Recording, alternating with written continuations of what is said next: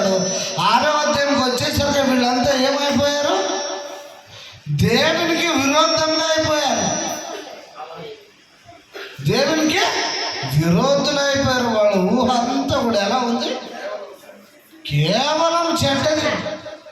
కాళ్ళు ఇచ్చాడు, చేతులు ఇచ్చాడు, అన్ని కరెక్ట్గానే ఇచ్చాడు. అన్ని కరెక్ట్గా ఇచ్చినప్పుడు మాత్రము దేవుని మర్చిపోయాడు. విచ్చులు విడిగా బ్రతకారు. కాబట్టి వీరిలో నుండి ఒక తెగను వదలాలనుకున్నాడు దేవుడు. ఎందుకంటే వీళ్ళు నాకు దూరం అయిపోతున్నారు, నన్ను ఆరాధించడం లేదు, కనపరచడం లేదు.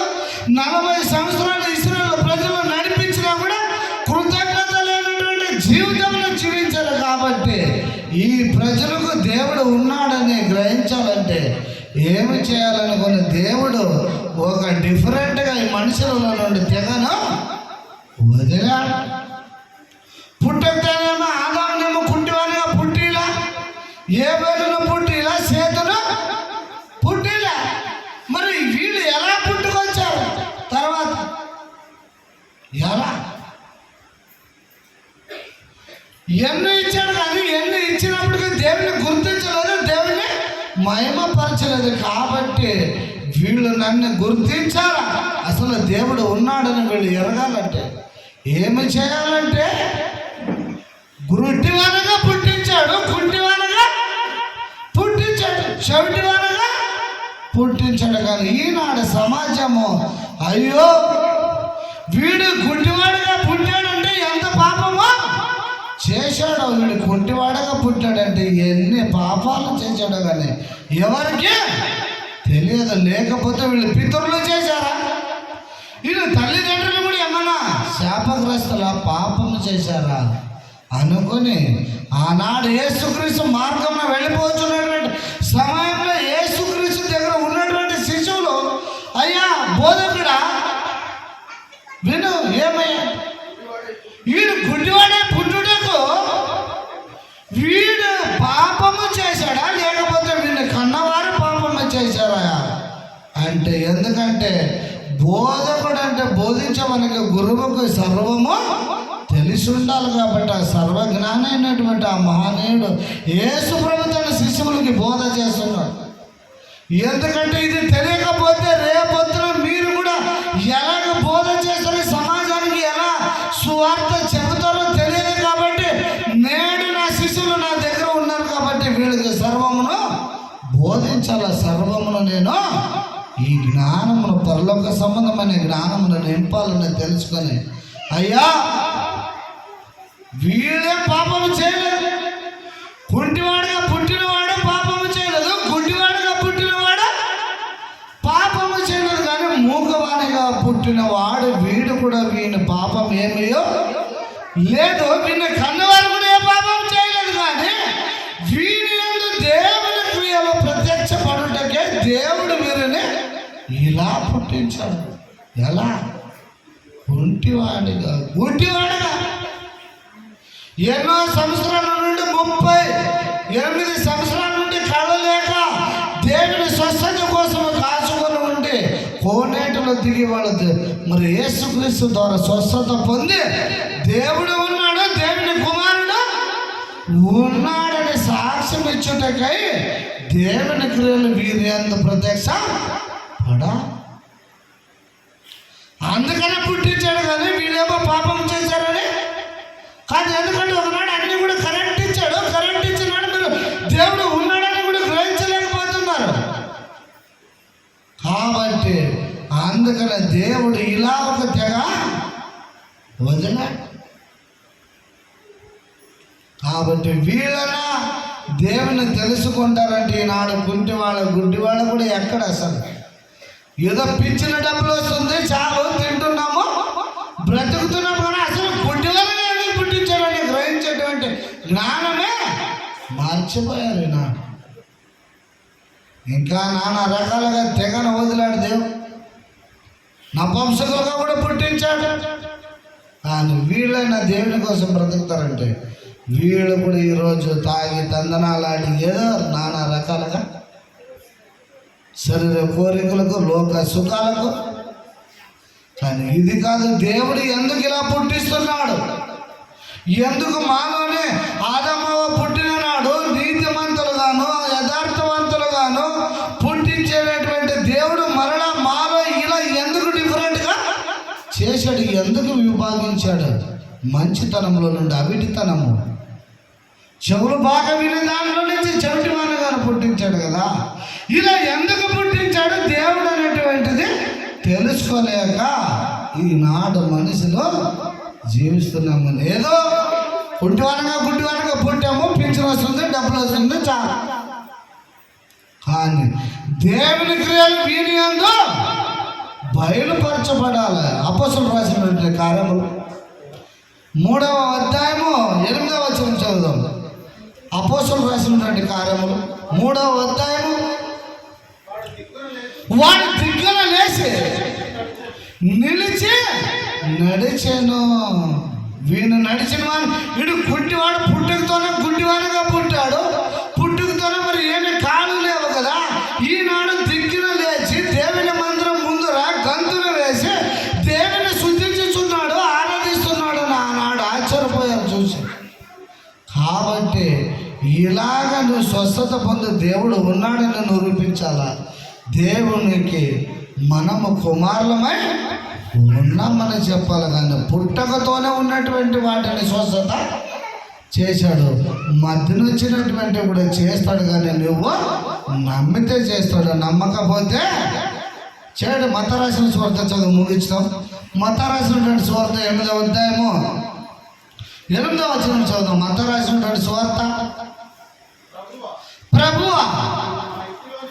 ప్రభువా నీవు నా ఇంటిలోనికి వచ్చుటకు నేను పాత్రుడనేమి కాను, నీవు మాట మాత్రమే సెలవీయము, అప్పుడు నా దాసుడు స్వస్థత పొందునయ్యా.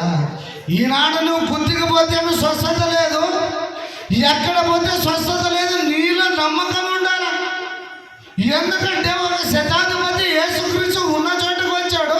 తన దాసుడేమో ఎక్కడో ఉన్నాడు, వేరే ఊర్లో ఉన్నాడు. కానీ వేరే ఊర్లో ఉన్నటువంటి ఆయన గూర్చి, ఒక దాసులను గూర్చి ఒక శతాధిపతి యేసు దగ్గరకు వచ్చాయా, నా దాసుడు ఎంతో పక్షవాయంతో బాధపడుచున్నాడు, కాబట్టి నేనే రావాలన్నది ఏమీ లేదు. నా కింద అనేక మంది ఎవరున్నారు?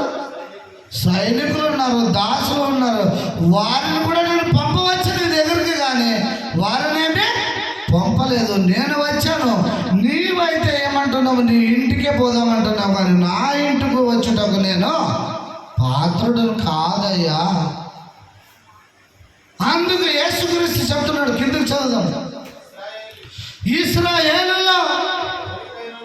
ఇశ్రాయేలులో ఎవరికైనాను ఇటువంటి విశ్వాసం, ఇంత గొప్ప విశ్వాసం నేను చున్నట్టు చూడలేదయ్యా. నీ విశ్వాసం చాలా గొప్పది. నీ విశ్వాసం నిన్ను స్వస్థపరచాలంటే దాసుడికి ఏమో విశ్వాసం ఉన్నదా లేదా తెలియదు, కానీ శతాధిపతి అయినటువంటి యజమానుడికి నమ్మకం ఉంది, విశ్వాసం ఉంది. ఏమని యేసుక్రీస్తు మాత్రం సెలవిచ్చాడంటే నా దాసుడు స్వస్థత పొందుతాడని అంత నమ్మకం ఉంది. ఈనాడు కూడా అంత నమ్మకంలో మనలోనే ఉండాలయ్యా. నువ్వు ఎసలేమని పోయినా కూడా ప్రార్థన చేసిన ఏ ప్రయోజనము లే. నీలో నమ్మకం లేదు, విశ్వాసం లేదు, నీ పాపమును ఒప్పుకునేటువంటి యోగ్యత లేనప్పుడు నీకు ఏ స్వస్థత జరగదు. అందుకనయ్యా మనకు స్వస్థత జరగాలి, ఏదైనా మేలు జరగాలంటే మనలో నమ్మకము ఉండాలి, యేసుక్రీస్తు పైన విశ్వాసము ఉండాలి. నమ్మలేకపోతే ఏమియో ఎఫర్ట్ సువార్త 11వ అధ్యాయం 40వ వచనం చదువు ముగిద్దాం. ఎఫర్ట్ రాసినటువంటి సువార్త 11వ అధ్యాయము 40వ వచనం చదువు. అందుకు యేసు నీవు నమ్మిన ఎడల దేవుని మహిమను చూద్దువని నీకు నేను చెప్పలేదా? ఆమె అంటుంది మార్తమ్మ, అయ్యా నువ్వు ఎక్కడికి పోయావు? నా సోదరుడు చనిపోయాడు, లాజరు సమాధిలో పాతి పెట్టాము.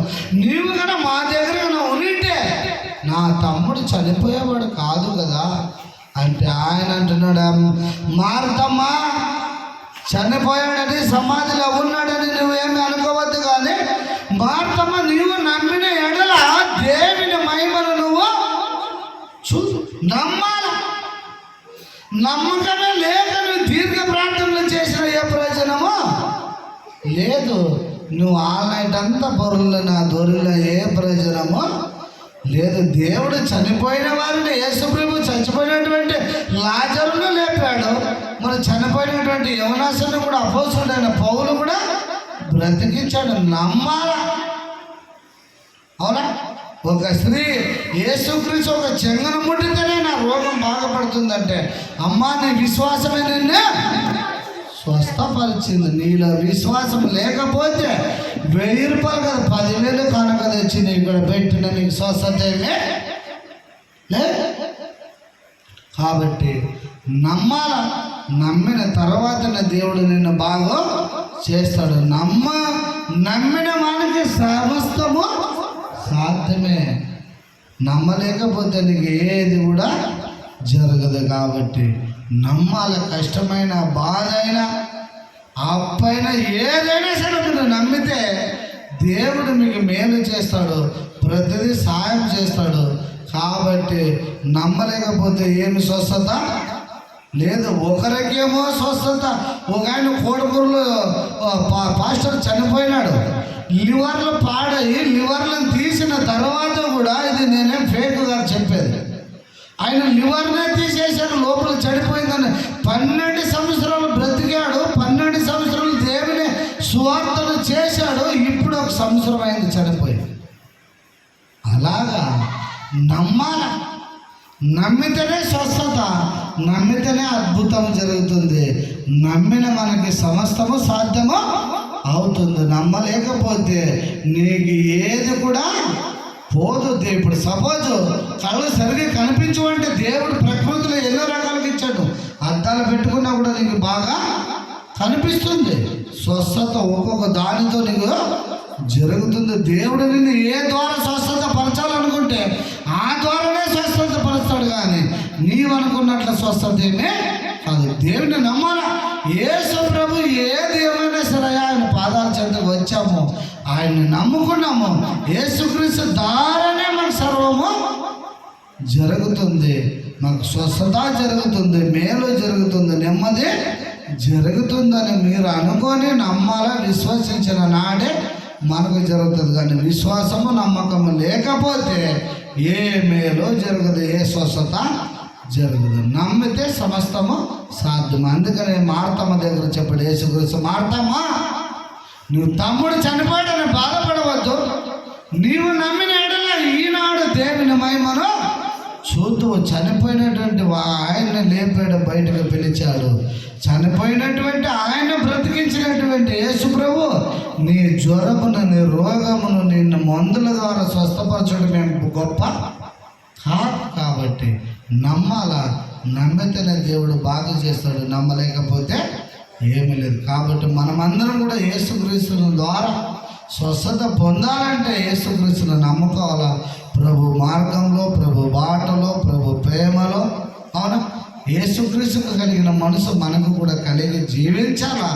అప్పుడు సర్వము మనకు మేలవుతుంది. కానీ లేకుంటే లేదు. మొదట నమ్మాలా. నమ్మితే నీకు బాగవుతుంది. నమ్మలేకపోతే ఏమీ లేదు. కాబట్టి మనమందరం కూడా యేసుక్రీస్తు పైన విశ్వాసం కలిగి, నమ్మకం కలిగి జీవిద్దాం. ఆ దేవుడు మనమందరిని దీవించి ఆశీర్వదించిన గాక. ఆమెన్. సమయం అవుతుంది. ముందున్న సమయం మా గారికి ఇద్దాం. అందరూ కూడా వందనాలు.